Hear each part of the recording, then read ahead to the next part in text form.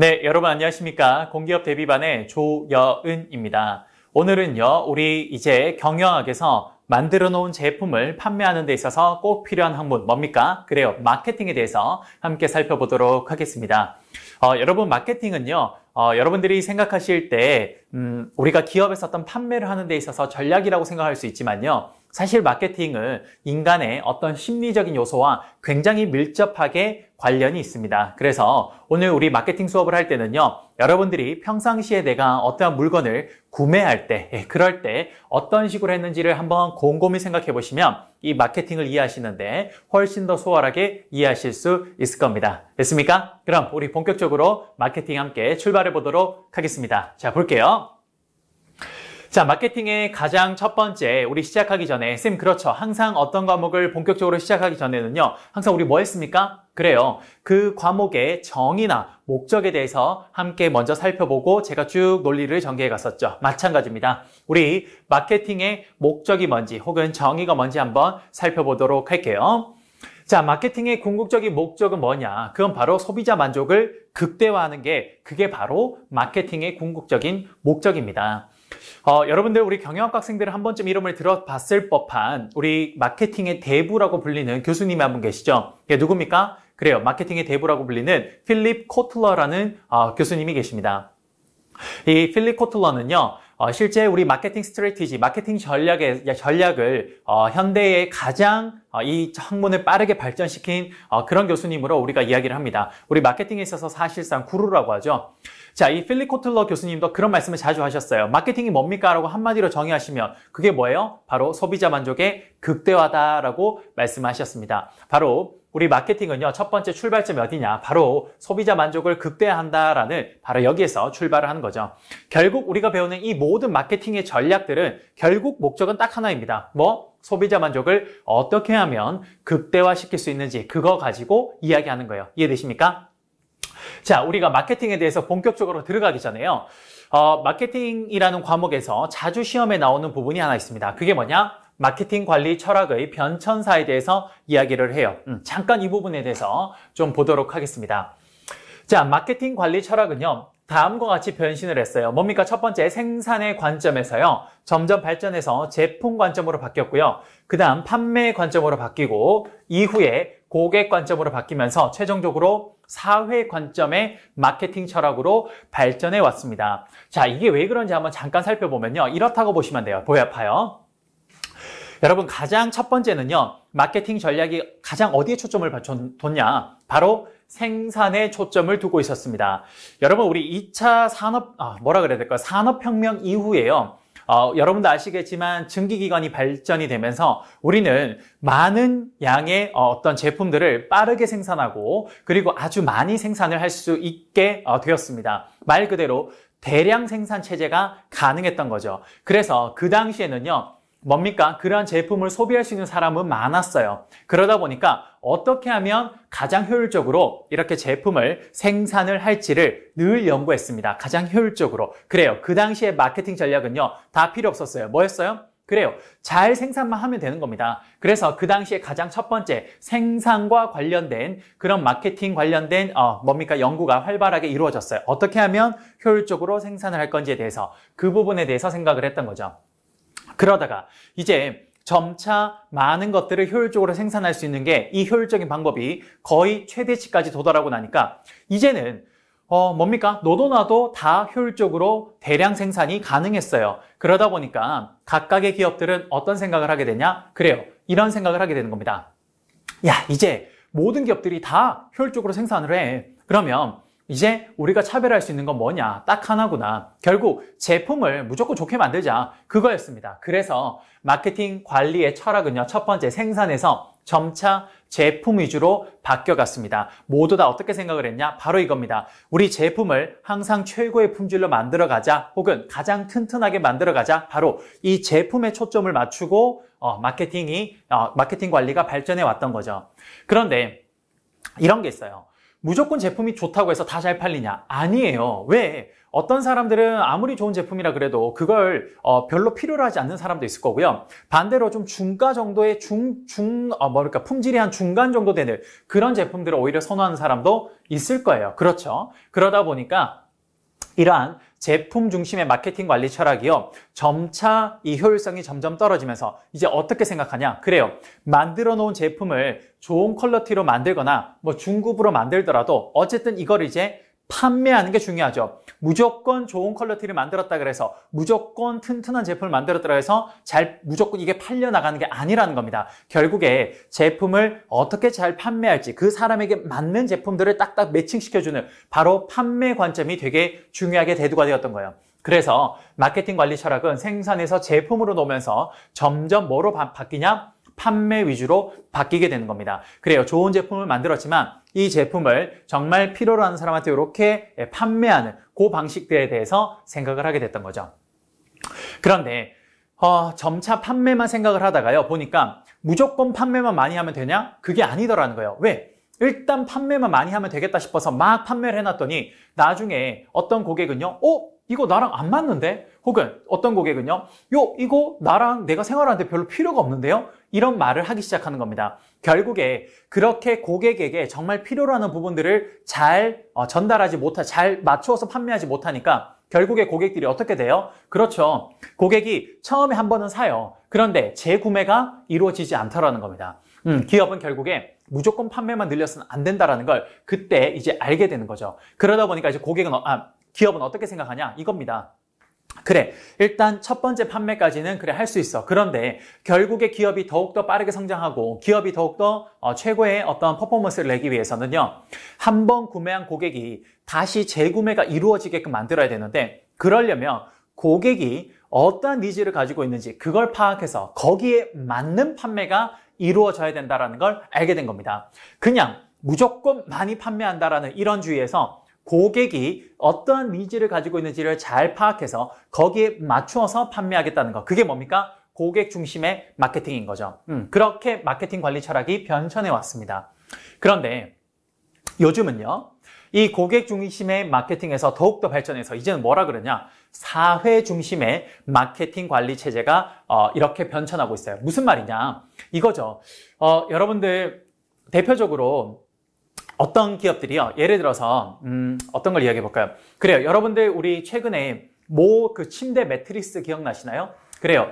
그 침대 매트리스가 라돈이 검출되었다 그랬어요. 그래서 그게 원래 침대에 가장 좋은 건 뭡니까? 그래요. 그 고객들이 좀 편안한 잠자리를 제공할 수 있는 그런 제품들을 만들어서 판매하면 되는 건데 그런데 그 기업이요. 뭐 그런 제품을 만들었다고 하긴 했지만 자신들의 이윤을 위해서 혹은 뭐 자이든 타이든 간에 어쨌든 그 매트리스에서 발암 물질이 나온 거죠. 라돈이라는 그런 방사성이 있는 그런 발암 물질이 거기서 검출이 되었던 겁니다. 그럼 결국에 이런 기업들이 이런 라돈이란 걸 이 물질이 나오는 매트리스를 생산을 하면요. 고객들이 어떻게 생각하냐? 이건 진짜 고객들을 기만하는 행위다. 이렇게 생각을 할 겁니다. 혹은 이런 것도 있겠죠. 예를 들어서 어떤 염색 공장이 있어요. 근데 그 염색 공장이 고객들의 니즈에 맞게끔 염색도 잘 해요. 그런데 이 기업이요. 어떤 행동을 했냐? 남몰래 자신들의 이런 염색을 하고 나면 오수가 나오는데 좀 더러운 물이 나오는데 이걸 정화를 해서 원래 다시 하류에다가 방류를 해야 되는데 그런데 비용이 많이 들죠. 그러니까 어떻게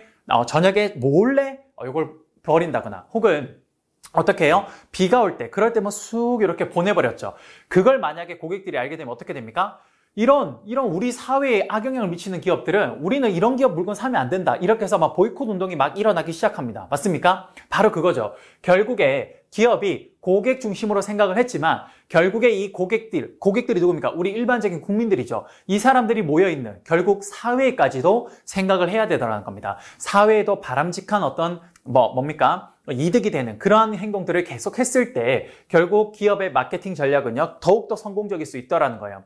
대표적인 기업이 여러분 유한 킴벌리라는 회사가 있는데요. 그 유한 킴벌리라는 회사는요 뭡니까? 그 화장지나 종이 펄프 같은 거 만드는 회사예요. 그러니까 이 기업은 항상 어떻게 하냐면요. 자신들이 나무를 베어서 휴지나 종이 펄프를 만들 때요. 그때 이 회사는 우리가 나무를 벤 만큼 다음 후손들한테 더 좋은 뭐라니까 다음 후손들한테 나쁜 영향을 미치지 않도록 우리가 나무를 벤 벌목한 만큼 새로운 묘목을 심어요. 네, 이런 게 뭡니까? 그래요. 당장은 그 기업에게 뭔가 비용이 떨어져서 좀 나쁠 수 있겠지만 사회 전체적으로 이런 사회를 바라보는 마케팅을 통해서 결국 장기로 봤을 때는 굉장히 기업의 이윤을 더욱더 끌어올릴 수 있다는 거죠. 고객들은 이렇게 사회 전체를 바라보고 사회 전체에다가 긍정적인 영향을 주는 기업들을 훨씬 더 선호해서 그 기업들의 제품을 더욱 팔아주는 그런 성향들이 이제 발생하기 시작한다는 겁니다. 그래서 마케팅 관리 철학은 점차 사회지향적 마케팅으로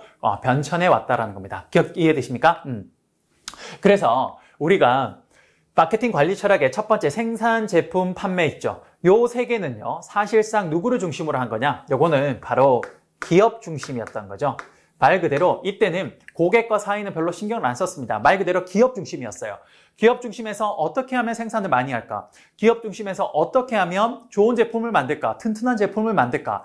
기업 중심에서 어떻게 하면 판매를 많이 할까? 이거였어요. 고객들이 어떤 제품을 원하고 고객들이 어떠한 상태가 있는지, 그런 니즈가 있는지는 전혀 여기에서는 고려가 안 됐다는 겁니다. 그러다가 점차 이게 발전을 해서 어떻게 되냐? 그래요. 이제 고객 사회 지향 중심으로 바뀌어가는 거죠. 이건 바로 고객과 누구 중심이냐? 바로 사회 중심이라는 거죠. 이렇게 되는 겁니다. 여러분, 사실 마케팅 관리 철학의 변천사는요, 굉장히 시험에 자주 나오는 파트입니다. 그래서 꼭 여러분 마케팅 관리 철학의 변천사는요, 꼭 좀 기억해 주시기 바랍니다. 생산, 제품, 판매, 그 다음 뭡니까? 고객, 사회. 요렇게 5가지 단계로 진행해 왔다라는 거 꼭 좀 기억해 주시기 바랍니다. 됐습니까? 그러면 이제 우리 마케팅에 대해서 본격적으로 들어가기 전에 마케팅 관리 철학이라는 걸 잠깐 봤는데요. 그럼 이제 본격적으로 마케팅 관리에 들어갈 건데, 마케팅의 프로세스가 어떻게 진행되는지, 즉 마케팅 관리에 대한 우리 이 배우는 과목이요, 어떤 식으로 논리 전개가 이루어지는지 잠깐 보겠습니다. 첫 번째, 어떤 마케팅 전략을 펼치려면요, 일단 당연히 뭡니까? 우리가 속해 있는 이 시장에서 다른 기업들은 어떻게 하고 있고 우리 내부는 어떻게 하고 있는지 그걸 확인해야 될 거예요. 그게 뭡니까? 시장 기회를 분석하는 거죠. 그리고 난 뒤에 시장의 기회를 분석하고 나면요, 두 번째 뭐하냐? STP라는 걸 합니다. S는 뭐냐? 세그멘테이션이라 그래서 뭡니까? 시장을 세분화하는 거예요. 우리가 외부 환경과 환경을 분석하고 나면요, 자, 이제 시장을 좀 세분화하는 거예요. 여러 시장들이 있는데 그 시장을 여러 가지 기준의 잣대로 세분화하고 난 뒤에 그다음 그 세분화된 시장 중에서 우리 회사가 어떤 시장에다가 타겟팅을 해야 될지 두 번째 배워야 됩니다. 그래서 세그멘테이션 다음에 T가 뭐냐? 바로 목표 시장 타겟팅이에요. 그래서 어떤 시장에 우리가 타겟으로 들어가야 우리 회사가 이 마케팅의 전략이 가장 효율적이고 그 성과가 극대화될 수 있는지 그걸 보는 게 바로 두 번째 타겟팅이에요. 그러면 그 시장을 이제 타겟팅을 하고 나면요, 그 시장 안에 일단 벌써 다른 기업들이 여기 벌써 들어와서 활동을 하고 있을 거예요. 그럼 그 시장 안에서 이제 분석을 해봅니다. 각각의 기업들이요, 어떤 위치에 있는지를 확인해보고, 그리고 난 뒤에 그곳에서 우리 회사가 어느 포지션으로 들어갈 때 가장 유리할지를 한번 분석해봐야 됩니다. 그게 뭐냐? 마지막 P, 포지셔닝이라 그럽니다. 우리 회사 자사 제품이요, 어느 포지션에 갔을 때 가장 효율적일지를 분석하는 게 바로 P, 포지셔닝이 되는 겁니다. 이해되십니까? 그래요. 그래서 시장 기회 분석 다음에 STP라는 단계를 꼭 거치게 됩니다. 뭡니까? 세그멘테이션, 시장 세분화. 두 번째 T, 타겟팅. 마지막 P 뭐입니까? 포지셔닝. 이렇게 세 단계를 거치게 되는 거예요. 이해되십니까? 그렇게 해서 우리 회사 자사가 어느 위치에 포지셔닝 해야 될 때까지 딱 정하고 나면요, 이제 본격적으로 뭐 해야 돼요? 마케팅 전략을 펼치는 겁니다. 우리 마케팅 전략을 펼치는 걸 마케팅 믹스라 그러는데요. 다른 말로 우리는 뭐라 그러냐? 이걸 포피라고 이야기를 해요. 포피. 왜 포피냐? 마케팅을 실제로 펼칠 때 4가지가 중요하다 그래요. 그 4가지가 뭐냐? 첫 번째, 제품, 프로덕트고요. 두 번째, 가격, price. 그 다음 세 번째, 유통, place. 그 다음 마지막, 제품의 판매 촉진이라 그래서 프로모션. 이렇게 4가지가 들어갑니다. 그 4가지의 앞에 글자가 모두 다 P가 들어간다 그래서 4가지 P라 그래서 포피라고 이야기를 해요. 이해되십니까? 그래요. 우리 마케팅 프로세스, 이 과목의 전략은 어떻게 펼칠 거냐? 요 순서대로 펼칠 겁니다. 이해되십니까? 그래서 가장 첫 번째 시장 기회 분석을 지금부터 보도록 하겠습니다. 한번 볼게요. 자, 시장 기회 분석부터 한번 볼 건데요. 우선 당연히 이거 할 겁니다.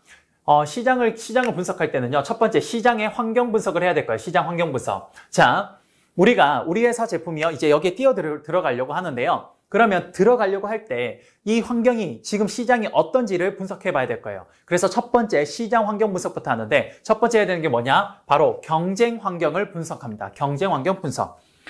자, 이 경쟁 환경 분석은 뭐냐? 회사의 외부 환경을 분석하는 거예요. 예를 들어서 뭐 이런 걸 한번 해볼까요? 삼성전자가 갤럭시라는 스마트폰으로 어떤 시장에 들어가려고 합니다. 그럼 그렇게 들어갈 때 우리 회사 이 갤럭시라는 스마트폰 말고 다른 회사 스마트폰들은 그 시장에 지금 어떻게 플레이하고 있는지, 어떤 식으로 사업을 영위하고 있는지 그런 것들을 분석하는 게 뭐냐? 바로 경쟁 환경 분석, 외부 환경 분석이라고 봐요. 그런데 우리가 일반적으로 예를 들어서 삼성의 갤럭시라는 스마트폰이 있으면요, 이 스마트폰의 외부 환경을 분석할 때 우리 흔히 말하는 경쟁자 누가 있냐? 우리 뭐 LG도 있을 거고요, 애플도 있고, 그 다음에 중국의 화웨이라는 이런 제품들도 있을 겁니다. 그런데 꼭 이 회사들, 정말 스마트폰 제조업체들만 삼성 갤럭시 스마트폰의 라이벌이냐? 아니에요. 예를 들어서 그런 거를 외부 환경 분석에서 하게 되는데 꼭 요것만 삼성의 라이벌이 아니라 뭐냐? 이런 것도 라이벌이 됩니다. 예를 들어서 카카오톡 같은 거, 혹은 페이스북 같은 거, 이런 것들도 충분히 삼성 갤럭시 스마트폰의 뭡니까? 경쟁자가 될 수 있어요. 왜? 한번 생각해 보죠. 우리 스마트폰이란 거 왜 있냐면요, 결국에는 저기 멀리 있는 사람과 함께 뭡니까? 소통을 하기 위해서, 뭔가 의사를 전달하고 공유하기 위해서 있는 게 뭐냐? 그게 스마트폰이에요. 그러다 보니까 스마트폰의 본래 본원적인 기능은 바로 의사소통이 되는 겁니다. 멀리 있는 사람과 함께 의사소통이 되면 되는 거예요. 그런데 어느 날 갑자기 카카오톡이요, 이런 걸 개발했네요. 뭡니까? 스마트폰이라는 단말기 없이도요, 인간의 몸에다가 어떤 칩을 이렇게 딱 이식을 했어요. 그럼 그 칩을 통해서 멀리 있는 사람과 이 소통을 가능하게 만들어준대요. 그럼 이 카카오톡의 뭡니까? 이런 칩의 기능은요, 삼성전자 갤럭시 스마트폰의 잠재적인 라이벌 관계가 되는 겁니다. 왜? 충분히 카카오톡의 그 칩이 삼성전자의 스마트폰을 대체할 수 있기 때문에 그래요. 이해되십니까? 그래요. 그래서 경쟁 환경 분석을 할 때는요, 당연히 이 회사의 같은 제조업체들을 분석하는 것도 맞겠지만 더 크게는요, 이러한 다른 잠재적 진입자들과 혹은 잠재적인 이런 시장에 뛰어드는 플레이어들을 분석할 수 있어야 됩니다.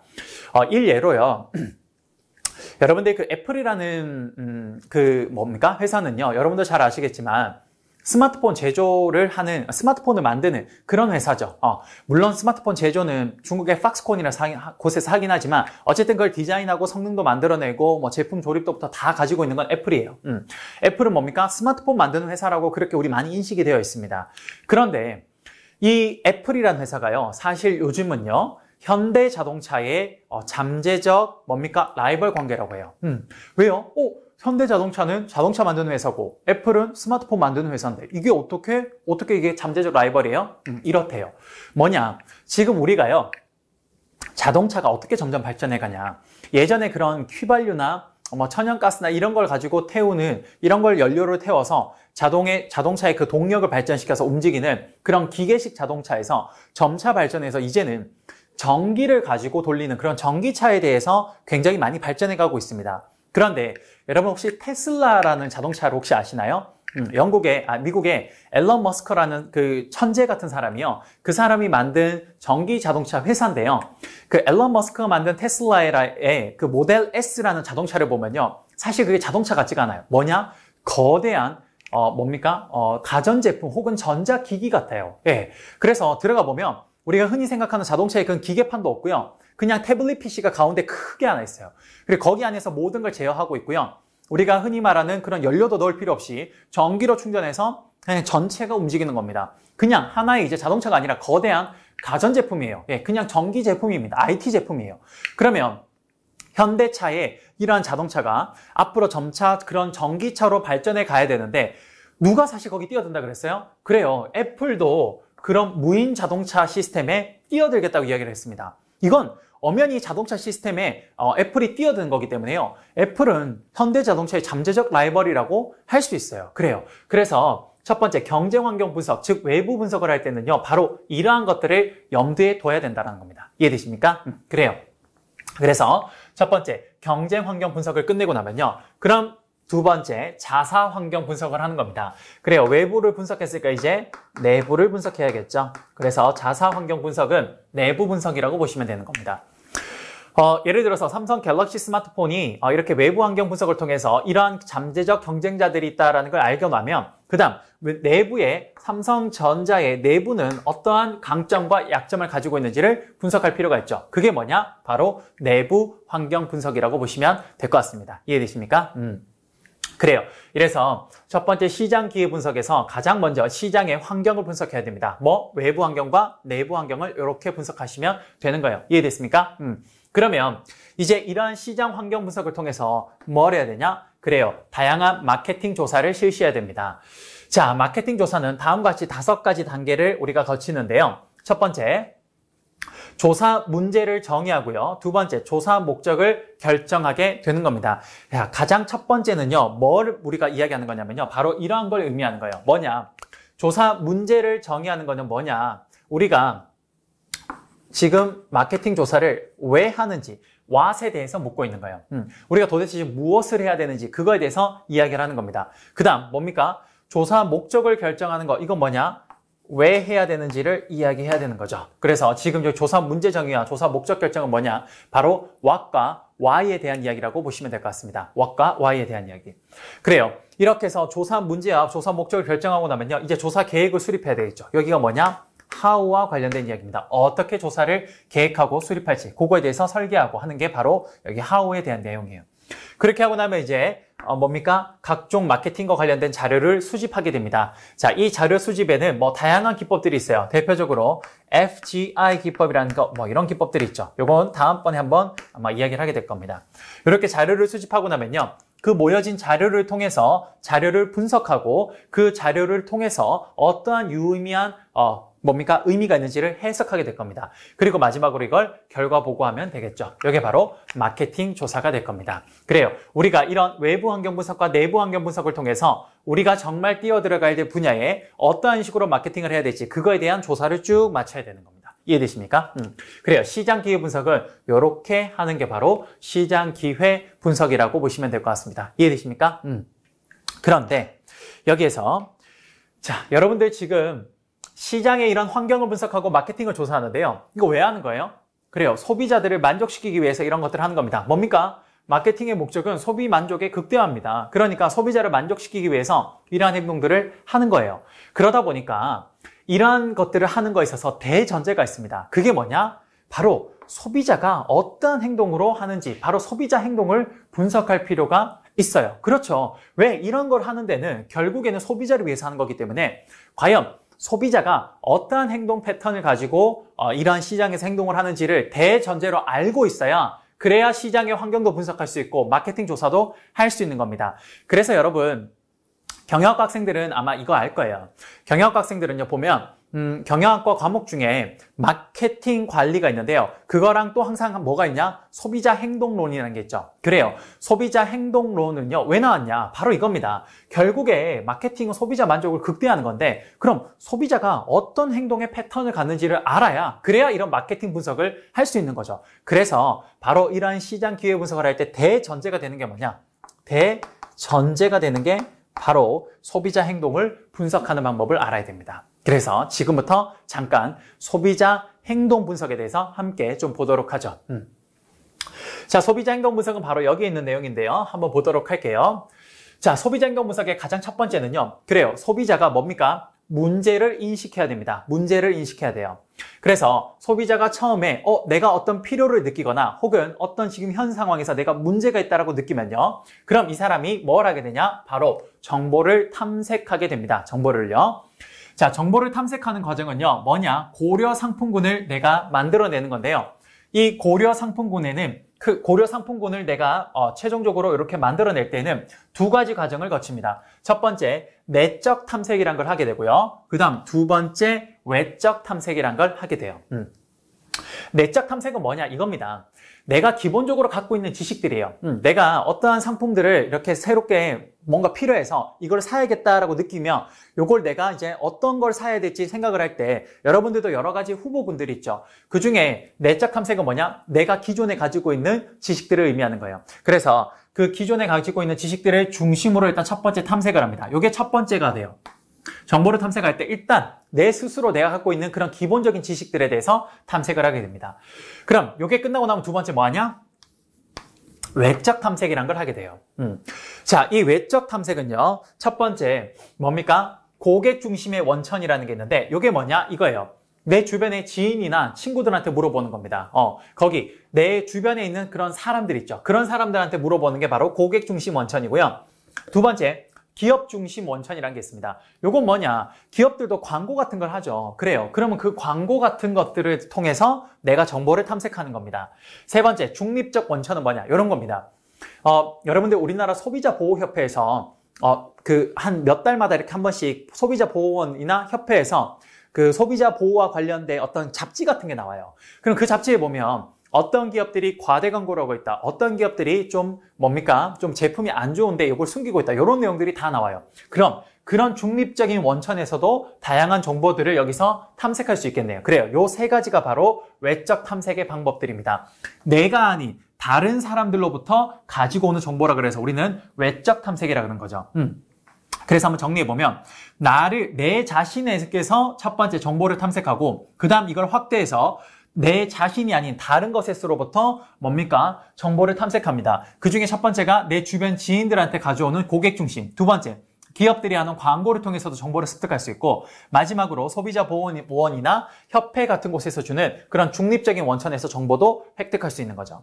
그럼 이렇게 이러한 우리가 정보 탐색을 통해서 이제 그런 정보 탐색을 통해서 내가 고려 제품군이라는 게 나와요. 이런 것도 쭉 통해서 보니까 A, B, C, D, E 여러 가지 상품인데 그 중에서 내가 선택할 만한 건 A, B, C 세 개구나. 이렇게 고려 상품군이라는 게 딱 결정이 될 겁니다. 그럼 그 상품들을 가지고 이제 평가를 해봐요. 이 세 개 중에 뭐가 제일 좋은지를 내가 스스로 어떠한 점수를 매겨서 이 중에서 가장 좋을 것 같다라고 생각되는 것들을 평가해 봅니다. 그럼 그 중에서 최종적으로 뭔가 하나의 가장 좋은 어떤 상품이 딱 나오겠죠. 그럼 내가 뭐 하냐? 구매 결정을 하게 되는 겁니다. 그런데 이러한 구매 결정에는 내가 그냥 여기에서 가장 높은 점수를 받았다고 해서 무조건 구매 결정하는 게 아니라 여기에는요, 개인적인 요인이나 사회 문화적인 요인도 영향을 주게 됩니다. 대표적으로 이런 게 있죠. 사회 문화적 요인 같은 경우는요, 이런 겁니다. 지금 여러분도 잘 아시겠지만 대한민국이 일본의 수출 규제나 백색 국가 여기에서 지금 제외시켜서 한국이 지금 굉장히 어려워요. 그러다 보니까 한국 국민들이 어떻게 합니까? 그래요. 일본 물건도 지금 불매운동 일으키고 있습니다. 그럼 내가 아무리 대안을 평가해서 나온 제품 중에 좋은 제품이 그걸 사려고 해도 그게 일본 제품이면요. 그래요. 지금 우리나라의 사회 문화적 요인의 영향을 받아서 그 제품은 안 사게 될 거예요. 그러니까 그 다음 차선책의 상품을 구매하게 되겠죠. 맞습니까? 이렇게 해서 구매 결정이 되고 나면요. 마지막 이제 우리가 구매한 거를 평가하게 됩니다. 사실상 소비자 행동론은요. 여기서부터 시작이라고 해도 과언이 아니에요. 뭡니까? 그래요. 구매 결정이 끝나고 난 뒤에 구매 후 평가 이때부터가 굉장히 중요해요. 내가 어떤 제품을 여러 가지 단계를 거쳐서 구매를 했는데 그 제품이 내가 생각했던 것보다 제품의 질이 더 좋아요. 그럼 어떻게 되냐? 만족하게 되겠죠. 그 다음 내가 이런 다양한 이러한 정보 탐색이나 평가를 통해서 어떤 제품을 구매해서 선택을 했는데 그 제품이 내가 기대했던 것보다 그 성능이 훨씬 더 못 미쳐요. 그럼 나는 불만족하게 될 겁니다. 그래요. 구매 후 우리는 어떤 평가를 하게 되냐? 내가 생각했던 것보다 그 제품이 좋으면 만족. 내가 생각했던 것보다 그 제품이 안 좋다. 그러면 불만족이 될 겁니다. 맞습니까? 그래요. 이런 만족과 불만족을 통해서 우리는 그 제품에 대해서 기억하게 될 거예요. 그럼 이 제품이 이제 내가 사용을 통해서 기억을 하게 되면요. 결국 이 기억이 다시 어디에 영향을 주냐? 그래요. 내가 처음에 뭔가 문제인식했을 때 정보 탐색하는 내적 탐색에 영향을 주는 겁니다. 내가 이 제품을 이제 써봤기 때문에 이 회사의 제품들은 이렇구나라고 기억한 것들이 바로 내적 탐색에 영향을 주게 되는 거죠. 이해되십니까? 바로 우리가 소비자의 행동론, 소비자의 구매 패턴은요. 바로 이러한 영향대로 진행이 되는 겁니다. 이해되십니까? 자, 이거를 선생님이 하나 예를 들어서 한번 해볼까 하는데요. 우리가 항상 수업이 끝나고 나면 해당 예시를 들어서 쭉 설명을 하잖아요. 근데 여기 소비자 행동론은요, 뭡니까? 우리 이 마케팅에서 대전제가 되는 거라서 쌤이 나중에 어떤 현실에 있는 기업 하나를 가지고 와서 설명을 할 때는 이 대전제 부분은 생략할 겁니다. 그래서 지금 바로 여기에서 어떻게 하는지를 한번 설명해 볼게요. 보세요. 자, 예를 들어서 문제인식을 합니다. 예를 들어서 이런 거예요. 제가 스마트폰을 들고 있어요. 근데 이 스마트폰을 지금까지 사용하고 있었는데, 자, LG 스마트폰이었다고 해보죠. 내가 LG 스마트폰을 들고 있었는데 이 핸드폰을 좀 사용한 지가 오래되어서 배터리도 너무 빨리 닳고 그리고 가끔씩 먹통이 되는 경우도 있었습니다. 그래서 이거 이제 핸드폰 수명이 다 돼가는구나. 뭔가 핸드폰 하나 바꿔야겠다. 내가 지금 혹은 이 핸드폰 때문에 너무 불편하다. 새로운 핸드폰 하나를 사야겠다. 이게 뭡니까? 첫 번째, 문제 인식하게 되는 겁니다. 이해되십니까? 그러면 이제 내가 지금 현재 LG 스마트폰을 쓰는데 현재 이 스마트폰 상태가 안 좋으니까 하나 사야겠다라고 문제 인식을 하면요, 저는 바로 그 다음 단계로 정보를 탐색하기 시작할 겁니다. 첫 번째, 나는요 현재 LG 스마트폰을 쓰고 있기 때문에 그 스마트폰에 대한 어느 정도의 지식이 있어요. 생각보다 LG 스마트폰은 품질도 괜찮고 그리고 뭡니까? 가격 대비 성능도 꽤 괜찮구나 라고 그런 내적 탐색을 하고 있는 상황이었습니다. 내가 갖고 있는 지식이죠. 그걸 통해서 내적 탐색을 했던 거죠. 그리고 또 뭡니까? 내가 LG 스마트폰을 써보니까 이게 생각보다는 잔고장이 좀 없구나, 뭐 이런 것들을 내가 스스로 가지고 있는 체험을 통해서 내적 탐색을 해보는 겁니다. 그래서 내가 생각을 해봤을 때 LG 스마트폰을 다시 산다고 해도 크게 나쁘지는 않을 것 같아, 이런 생각을 하는 거죠. 그 다음, 그런 상황에서 이제 주변에 물어봅니다. 물어보죠. 첫 번째, 내 주변의 친구들한테 물어봐요. 야, 너 삼성 거 갤럭시 스마트폰 쓰는데 어때? 괜찮은 것 같아? 라고 물어보죠. 그럼 그 친구가 나쁘지 않아. 근데 삼성 핸드폰은 다 좋은데 뭔가 카메라 화질이 좀 떨어지는 것 같아. 이런 이야기를 합니다. 그 다음 또 옆에 있는 우리 뭐 삼촌이나 뭐 아니면 혹은 뭐 이모들한테 물어봐요. 삼촌이 애플 쓰는데 그 핸드폰 어때?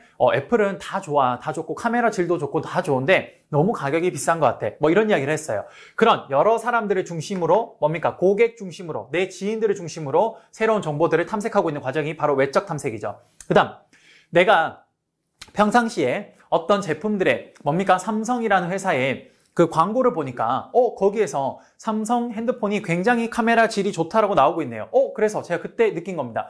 삼성 갤럭시 스마트폰에 카메라 원래 안 좋다고 하더니 요즘에 최신 폰은 좋은가 보구나. 이런 뭡니까? 새로운 정보를 여기서 탐색할 수 있죠. 그래요. 기업 중심의 원천에서 이런 새로운 정보를 외적 탐색합니다.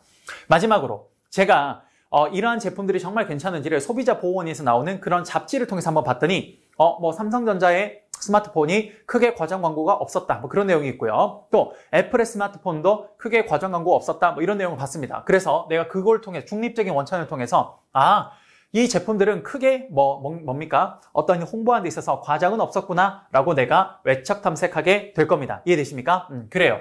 이런 식으로 내적 탐색을 하고 난 후에 외적 탐색을 통해서 나는 고려 상품군이 여기에서 나오게 되는 겁니다. 그래서 여러 가지를 고려해 봤을 때, 그리고 나의 어떤 상황을 비교해 봤을 때 내가 생각하는 상품은 총 3가지가 있었습니다. 뭡니까? 그건 바로 삼성 갤럭시 스마트폰과 현재 내가 쓰고 있는 LG 스마트폰과 그리고 애플 스마트폰, 이렇게 3가지로 내가 고려할 수 있겠구나라고 판단하게 된 겁니다. 됐습니까? 그러면 이제 이 3가지 상품을 통해서요, 내가 뭡니까? 대안을 평가해야 됩니다. 자, 어떻게 평가하냐? 이렇게 평가를 하는 거죠. 자, 지금 보시면 첫 번째 삼성 갤럭시 스마트폰과 LG 스마트폰과 애플 스마트폰을 내가 고려 상품군으로 딱 선정했습니다. 그럼 어느 게 더 나은지를 한번 이제 대안을 평가해 봐야 되는데요. 내가 중요하게 생각하는 3가지 기능이 있어요. 첫 번째 디자인, 두 번째 가격, 세 번째 성능이라는 내가 생각했을 때는 요 3가지가 굉장히 중요한 상품을 선택할 때 기준이 된다라고 생각을 한 거죠. 그럼 각각의 품목, 각각의 항목별로 내가 10점씩 줄 수 있다면요. 예를 들어 삼성 갤럭시 스마트폰은 디자인이 7점, 가격은 6점, 성능은 10점, 뭐 이렇게 줬고요. LG는요, 디자인이 6점, 가격은 8점, 그 다음에 성능은 7점. 애플은요, 디자인은 9점, 그 다음에 가격은 6점, 성능은 예를 들어서 8점, 이렇게 됐다고 해보죠. 그렇게 해서 내가 판단을 해보니까 가장 높은 점수를 받은 게 뭐냐? 자, 해보니까 여기 13점, 23점이고요. 여긴 15점, 23점. 똑같네요. 그러면 여기서 조금 반대로 8점을 해보죠. 그럼 여기서 다 해보면요. 삼성 갤럭시 스마트폰이 가장 높은 점수를 받게 되었습니다. 내가 대안을 평가해보니까 이 중에 가장 높은 점수 삼성 갤럭시 스마트폰을 구매해야겠다라고 생각이 들었던 거죠. 그래서 삼성 갤럭시 스마트폰을 구매하기로 결정했습니다. 근데 이 과정에서 영향을 주는 게 있네요. 그래요. 만약 여기가 삼성 갤럭시가 아니라 소니의 다른 엑스피리아 같은 그런 스마트폰이었다. 그럼 지금 현재 우리나라가 일본과 사이가 안 좋고 뭡니까? 사회 전반적인 문화가 일본 불매운동, 일본 제품 불매운동 영향을 받기 때문에 그런 제품을 구매해서 이렇게 빠지게 될 겁니다. 그리고 난 뒤에 차선책인 삼성의 갤럭시가 여기서 구매 결정이 되겠죠. 그래서 삼성 갤럭시가 구매 결정이 될 겁니다. 그리고 난 뒤에 이 친구는 이제 저 핸드폰을 새롭게 쓰게 되겠죠. 그러면 그 쓰는 과정에서 이제 뭡니까? 계속 우리는 평가를 합니다. 우와! 삼성 갤럭시 스마트폰 생각보다 우리가 생각했던 것보다 카메라 화질도 훨씬 좋고 그리고 가성비가 정말 좋구나 라고 내가 해서 만족하게 됩니다. 그럼 바로 이걸 내가 기억을 해서 다음번에 내가 혹시나 또 스마트폰이 고장이 나서 교체가 되는 그 시기가 됐을 때 삼성 스마트폰의 내적 탐색에서는 아주 좋은 제품으로 이렇게 기억이 되어서 내적 탐색에서 활용될 거예요. 이해되십니까? 그래요. 바로 이게 뭡니까? 우리가 소비자 행동과 관련된 소비자가 구매를 할 때 어떤 행동을 하는지를 가지고 이야기하는 그 패턴이라고 보시면 될 것 같아요. 이해되십니까? 그래요. 예를 들어서 여러분 보시니까 훨씬 더 이해가 쉽죠. 이렇게 여러분들이 기억해 주시면 될 것 같습니다. 됐습니까? 그 다음. 자, 우리가 소비자 행동론에서요. 두 가지를 좀 더 봐야 되는데 첫 번째 관여도라는 게 있습니다. 관여도. 자, 관여도는요. 고관여도, 중관여도, 저관여도라고 있는데요. 관여도는 이런 겁니다. 말 그대로 소비자가 어떠한 제품을 구매하려고 할 때 그때 얼마나 더 여기에 이 제품을 구매하는 데 있어서 신경을 많이 쓰는지 그거와 관련된 게 관여도예요. 당연히 고관여는요. 뭡니까? 어떤 소비자가 제품을 구매할 때 굉장히 그 제품을 구매하는데 여러 가지 모로 신경을 쓰는 거. 그게 바로 고관여고요. 당연히 저관여는요. 어떤 제품을 구매할 때 크게 신경 쓰지 않고 그냥 가볍게 구매하는 겁니다. 이해되십니까? 대표적으로 고관여 제품 뭐가 있을까요? 그래요. 여기는 자동차 같은 거죠. 자동차 같은 경우는 가격이 워낙 비싸기 때문에요. 이건 여러분들이 어떤 정보를 탐색하고 대안을 평가할 때 아주 세심하게 이것들을 판별하게 됩니다. 반면 저관여는 뭐가 있냐? 저관여에는 뭐 이런 거죠. 껌 같은 거. 껌 같은 경우는 가격도 워낙 싸기 때문에 사실 우리가 껌 씹고 싶다. 그러면 고려 상품군을 바로바로 생각합니다. 뭐 혜택껌, 롯데껌 여러 가지가 있겠죠. 그중에 막 대안을 평가합니까? 우리가 혜택껌, 롯데껌의 혜택껌은 뭐 성능이 어떻고 이런 거 안 합니다. 거의 이렇게 하고 난 뒤에 바로 구매해버리죠. 그런데 고관여는 오히려 문제인식 다음에 정보 탐색 후에 이 대안 평가를 아주 꼼꼼하게 하게 되는 겁니다. 그래서 관여도에 따라서 이 소비자들의 이런 행동 패턴이요 조금씩 달라질 수 있다. 이 중에서 생략되는 게 있고 혹은 그 어떠한 부분이 훨씬 더 강화가 되는 게 있다. 그 정도 기억하시면 될 것 같습니다. 됐습니까? 그다음 소비자 행동에 있어서 또 영향을 주는 게 하나 있습니다. 뭡니까? 로열티입니다. 로열티. 이거는 소비자들이요 그 제품에 대한 충성도인데요. 예를 들어서 로열티가 높은 기업이 있어요. 그런 기업은요 이런 소비자가 제품을 선택함에 있어서 그 기업의 영향이 아주 크게 주어질 겁니다. 대표적인 기업이 어디예요? 애플이에요. 애플은 고객들의 충성도가 로열티가 굉장히 높은 기업이죠. 그러다 보니까 애플은 뭡니까? 그 제품에 좀 하자가 있거나 문제가 있어도요 이걸 빨리 개선하기보다는 오히려 더 배짱으로 나오죠. 예, 그게 왜 그래요? 고객들의 충성도가 높기 때문에 그래서 그렇게 회사들이 행동할 수 있는 겁니다. 로열티가 높을수록요 그 기업은 굉장히 이 시장에서 유리한 어떤 선점 효과 혹은 유리한 위치에 오를 수가 있습니다. 그게 바로 로열티라고 보시면 될 것 같아요. 됐습니까? 됐습니다. 이렇게 해서 뭡니까? 시장의 기회 분석에 대해서 지금 설명을 드렸는데요. 시장 기회 분석은 첫 번째 시장 환경 분석을 통해서 마케팅 조사를 해야 돼요. 그래서 시장 환경 분석과 마케팅 조사를 하는데 바로 이 두 개의 대전제가 뭐냐? 소비자 행동 분석이었다는 거죠. 소비자 행동 분석은 바로 이거라는 거 지금까지 설명드렸습니다. 됐습니까? 그럼 우리 지금 뭐 한 거예요? 그래요. 마케팅 프로세스의 첫 번째 시장의 기회 분석에 대해서 다 설명드린 겁니다. 됐습니까? 우린 이제 뭐 할 거냐? 바로 STP에 대해서 함께 공부하게 될 겁니다. 자, 우리 첫 번째 시장 기회 분석 여기까지 하고요. 다음 시간에 우리 STP에 대해서 함께 공부해 보도록 하겠습니다. 고생 많으셨고요. 다음 시간에 뵙도록 하겠습니다. 감사합니다.